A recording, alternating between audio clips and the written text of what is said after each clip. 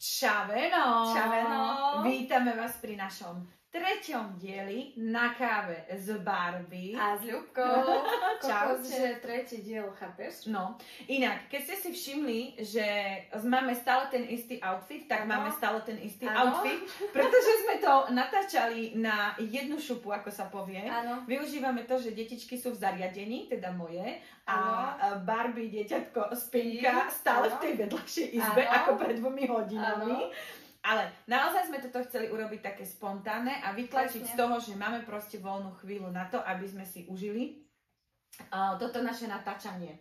Takže ja by som dneska chcela otvoriť takú tému, ktorá možno nie je úplne obľúbená a veľmi veľa ľudí je voči tomu skeptických, ale v minulom dieli sme sa bavili o tom, že aké je strašne dôležité mať takého partnera, ktorý ťa podporuje, ktorý ťa, aj keď sa s tým možno úplne nestotožňuje, ale podporuje ťa v tých tvojich rozhodnutiach, v tých tvojich krokoch. Presne. Inak, máme dneska mikrofón, ktorý nie je zapnutý. Áno, testujeme, či bude zvuk lepší bez mikrofónu, alebo s... Ale na efekt, dneska sa robí dosť veľa vecí takých, že iba na efekt, takže musíme ísť do bol, takže ja si tuto pripnem mikrofón.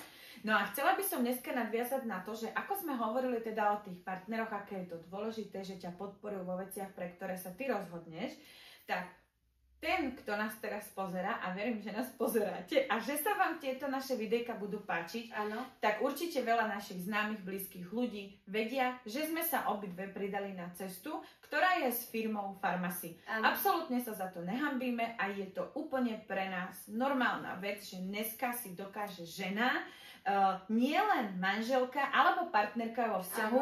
Určite, aj ja som možno bola predtým taká, že Farmasy vyskakuje už aj z chladničky, ale... Počkaj, ja si natriem, alebo ja nemusíš čakať, môžeš hovoriť, ja si len narúžujem pery popri tom, ako ty rozprávaš. Natri si píštek. No, bližšie na píštek. Takže, aj my sme boli možno kedysi skeptickí, ale je to všetko v našich hlavách. Ja som predtým spolupracovala s jednou spoločnosťou a myslela som si, že je všade.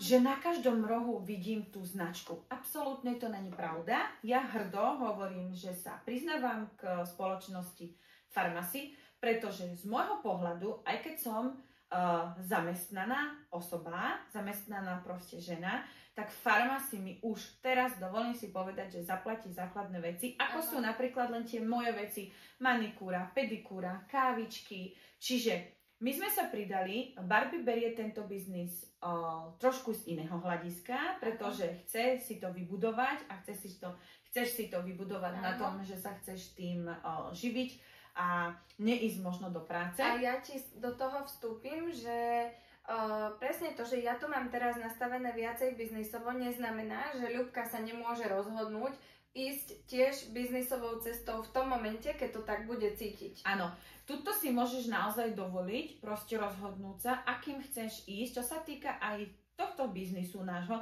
smerom. Ja to mám tak, že si tým privyrábam popri mojej robote, Barbie to má tak, že sa tým chce živiť a naplno sa aktuálne teraz v tomto čase tomu venuje.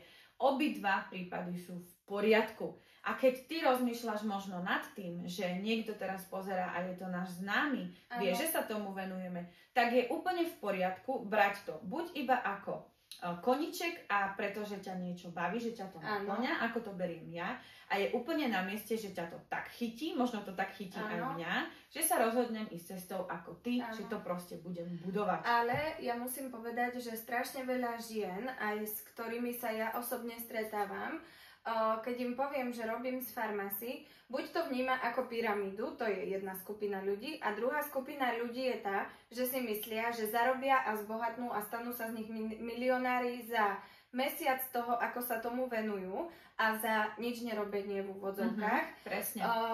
Vôbec to tak podľa mňa nie je, že si platená za nič, lebo ja osobne tomu venujem naozaj veľa času. A nielen biznisu ako takému, ale práve aj tomu vzdelávaniu, aby som jednak hlavou bola tam, kde dneska som, aby som mala všetky tie vedomosti, ktoré mám. platím si proste rôzne kurzy a školenia, ktoré ma naozaj posúvajú, a všetky z tých školení, ale nie sú len školenia zamerané čisto na farmácii, ale sú reálne zamerané na osobný rozvoj napríklad, že úplne iný pohľad na život mi to dáva v takom tom celom kontexte a veľmi to posúva mňa ako človeka. Hej, že aj napriek tomu, že som vo farmácii, je úplne jedno, či by som bola tu, alebo by som bola úplne niekde inde, takisto by som si to vzdelávanie proste dopriala, lebo viem, že bez toho sa to proste nedá, že ty potrebuješ vedieť, čo je network, ako celý ten systém funguje, ako robiť tú duplikáciu s tými ľuďmi, ako mať nastavený systém a toto presne sa môžeš učiť aj tu s nami spolu, alebo sa to môžeš učiť aj v iných firmách, alebo sa to môžeš učiť sám. Dôležité je, že jednoducho sú veci, ktoré sa potrebuješ naučiť a potrebuješ tomu venovať čas. Že preto, ak niekto čaká, že zo dňa na deň sa fakt stane milionárom, sú také prípady a sú také ženy aj v rámci farmácií, ale nie je to tak úplne, že naozaj sú to vydreté proste body, vydreté peniaze a fakt je to práca ako každá iná, akurát s tým, že pre mňa je ten benefit obrovský v tom, že som doma s dieťaťom, môžem sa venovať jej, môžem ísť na plávanie, kedy máme plávanie, môžem ísť na hudobnú školu, kedy máme hudobnú školu, nemusím sa nikomu prispôsobovať, nemusím nikomu vysvetľovať, či má dieťa soplík, alebo ja sa cítim blbo, alebo mám svoje dni, lebo toto reálne sa mi stávalo aj v práci, že mi bolo zle, ale musela som ísť do práce. Je to naozaj druh podnikania, a fakt to musíš tak brať, lebo inak sa nedostaneš proste podľa mňa ďalej, hej, že áno, môžeš to brať aj ako hobby a je úžasné, keď je tvoja práca zároveň aj niečo, čo ťa naplňa, ale na druhej strane musíš to brať s akousi zodpovednosťou, keď chceš reálne sa stať tým lídrom. S týmto sa, Barbie, úplne s tebou stotožňujem a na 100% súhlasím, pretože ja som dneska inak prišla k Barbie, hneď medzi dverami som na ňu proste vyhrkla, že strašne peknú správu mi napísala moja kamarátka, že ahoj Lubi, natáčala som si včera bežné storky, že ahoj Lubi, že strašne ide z teba pozitívna energia, čo je úplne proste náplň môjho života, že chcem, aby sa ľudia pri mne cítili dobre a so mňa, aby išlo práve to, že im navodí tú dobrú náladu. A napísala mi, že strašne vidieť z tvojich storiek, že si prešla veľmi veľkou vnútornou zmenou. Ja to na sebe nevnímam, lebo nevnímam, že by som robila nejakým spôsobom na sebe nejaké zmeny, ale ľudia si to všímajú. A na margo toho poviem, že aj keby sme nepridali sa napríklad do farmácií, a tiež sme možno boli skeptické a každý má v hlave tú myšlienku, že či nám to pôjde, alebo či nám to nepôjde. Rob to, čo cítiš. Nikdy nikomu nevyhovieš na 100%. Možno nikdy nepočúvaj ostatných, je tam veta číslo 2. Presne, ale ako mi to dneska napísala tá moja kamarátka, tak možno na tom niečo pravdy je, pretože keby som možno nebola vo farmácii, tak nemám také nadstavenie, ako mám teraz, nestretávam sa s takými ľuďmi a nepracujem na sebe. Pretože presne ako si povedala, ty, toto není o tom, že sa my učíme niečo ako v škole, že 1 + 1 je 2, ale tu sa vzdelávame aj ako ľudia, aj ako osobnosti. A určite mi dáš za pravdu, že odkedy si sa pridala napríklad aj k tejto komunite, kde každá jedna sme iná, tak cítiš alebo vidíš na sebe, že máš možno iné názory, iné také nadstavenie tej mysle a mňa toto napríklad veľmi posúva vpred. A mojou hlavnou víziou je proste stretávať sa s ľuďmi, ja milujem proste, keď s ľuďmi môžem byť naživo, na tých offline proste veciach, akciách a tým, že máme aj veľmi pevného lídra a babu, pod ktorú teda patríme v našom tíme, tak to je pre nás aj motivácia, že naozaj toto je cesta pre každého. Cieľom tohto natáčania nie je to, aby sme teraz niekoho prehovorali, že farmácie je výborné a tento rúž je najlepší na svete, pretože nie je najlepší na svete, ale my ťa určite o tom presviečať nebudeme. Cieľom tohto bolo to, že aj keď možno rozmýšľaš nad tým a myslíš si, že ja ju poznám, veď Baška robí farmácii, tak toto je o tom, že si povieš, že idem si to pozrieť a možno si to pozriem aj z toho iného uhla. Áno. Úplne s tebou súhlasím. Za mňa je ešte veľmi dôležitá taká veta a myšlienka, s ktorou sa ja úplne stotožňujem a mám ju stále v hlave. Veľakrát mi od hocikade vyskočí, že ty si takou osobou, za kým okruhom 5 ľudí sa stretávaš. Áno. Preto, keď sa obklopíš negativitou, bude z teba stršať negativita. Keď ti ľudia povedia, že pôsobíš veľmi pozitívne, znamená to, že sa asi stretávaš s tými správnymi ľuďmi. A akože ja tiež chcem byť tak vnímaná, že som dobrý človek, ide zo mňa dobrá energia, nevždy mám dobrý deň, proste sú aj blbé dni, nebudeme sa tváriť, hej, sme mami, proste ovplyvňuje nás to aj hormóny, aj tak ďalej, ale presne to je to, že našim cieľom nie je vás presvedčiť, alebo teba presvedčiť o tom, že všetky produkty sú najlepšie, lebo áno, sú veci, ktoré nám vyhovujú a ktoré nie, ale my sme práve za tým produktom uvideli tú príležitosť a možno to cítenie sa ženou tak inak, patrenie, alebo to, že patríme do nejakej komunity žien, ktoré sa cítia rovnako, ktoré veľakrát nepochopí okolie a máme to s kým zdieľať, máme sa s kým poradiť o tom, že ako reagovať na takú a takú situáciu.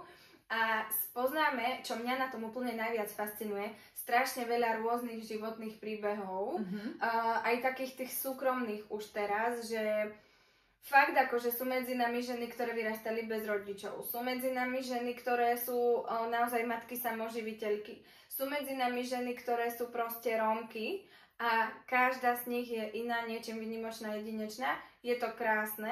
A podľa mňa sa práve aj vďaka tomu naučíš tak inak vnímať presne jednak tie ich životné poslania a aj napríklad iné etnika, hej, rasy, že a potom sa pozrieš na seba do zrkadla a povieš si, že prečo stále nie som dosť, čo mi ešte chýba, že som dosť, som dobrá presne taká, aká som, presne taká mám byť a idem si za tým, čo chcem, lebo všetko podľa mňa je len v tvojej hlave a v tom, ako si nastavená, hej. Pokiaľ sa obklopíš negativitou, vnímaš len všetko zlé. Pokiaľ sa obklopíš pozitivitou, vnímaš len všetko dobré a tvoje podvedomie strašne pracuje veľa na takýchto veciach. Takže podľa mňa fakt akože to nie je len o tých produktoch.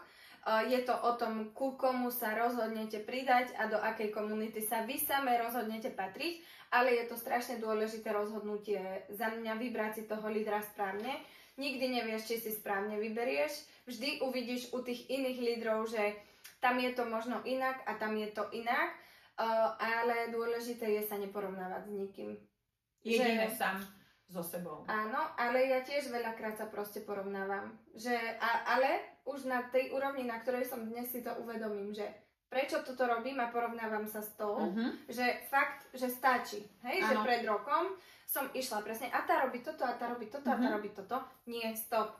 Ty sa pozri na to, čo robíš ty a čo si robila možno. A čo môžeš možno zlepšiť. Áno. A ber si od nej inšpiráciu, ako to robiť, čo sa ti na tom páči a prečo to tak ty nerobíš. A vždycky, že ti do toho skočím, vždy, keď niečo robíš srdcom, ver tomu, že tí ľudia to cítia a vidia. A rob vždy všetko len s tým najlepším úmyslom. Pokiaľ nemáš človeku pomôcť, tak mu proste neubližuj. Áno. A veľmi dôležité je uvedomiť si, že aj keď možno si povieš, že určite toto nebude pre mňa, pretože aj my sme mali veľakrát túto myšlienku, že si povedala, že dobre som urobila, že som sa možno do tohto pridala, tak ver tomu, že keď to cítiš, že sa cítiš na tomto mieste dobre a dáva ti to nejaký prínos do života, tak sa rozhodni tým, ako sa cítiš v tej aktuálnej pozícii a niekedy stačí možno trošku v istej komfortnej zóne, ako my napríklad teraz, že absolútne nevieme, ako toto naše natáčanie dopadne, ale jednoducho obidve sme to tak cítili a minimálne si povieme, že urobili sme to, čo sme urobiť chceli. Áno, takže ďakujeme a vidíme sa v ďalšej časti. Čavelo!